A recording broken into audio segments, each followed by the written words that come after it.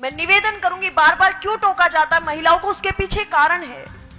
आप सोने की भांति हो। वो कहती कि पुरुषों को भी टोकिए, ये भी तो शॉर्ट्स पहन करके गली में वॉकिंग करने के लिए चले जाते हैं, हमें ही क्यों टोका जाता है? तो ध्यान देना, इसके पीछे बहुत गहरा रीजन है, शायद आप समझ पाओ। पुरुष एक लोहे की भांति है, लोहे से तुलना की गई है पुरुष की, लेकिन महिला एक हीरे की भांति है, एक गोल्ड की भांति है, सोने की भांति है। आपने देखा होगा, आप यहां से बाहर निकलेंगे, लोहा आपको कहीं भी पड़ा मिल जाएगा। जहां कहीं भी आपको पता चले कि लोहे का काम यहां होता है, तो दुकान से बाहर पड़ा हुआ है, कहीं भी रास्ते में पड़ा हुआ मिल जाएगा। उसकी कोई देखरेख के लिए सिक्योरिटी वगैरह नहीं है। लेकिन जब आप कोई ज्वेलरी खरीदने के लिए जाते हो, गोल्ड और डायमंड की, तब भी यही स्थिति होती है क्या? कवर करके रखा जाता है, और कवर ही नहीं, ओवर सिक्योरिटी में रखा जाता है। साइरेंस यूज हो जाते हैं जैसे ही कोई टच करता है। लेकिन यहां स्थिति विपरीत आई।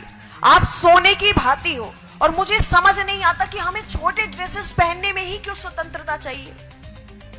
हमें पढ़ने के लिए स्वतंत्रता क्यों नहीं चाहिए? हमें बाहर निकलने के लिए स्वतंत्रता क्यों नहीं चाहिए? हमें कुछ अचीवमेंट्स लेने के लिए स्वतंत्रता क्यों नहीं चाहिए? क्या छोटे कपड़े पहनने से ही स्वतंत्रता मिलेगी हमें?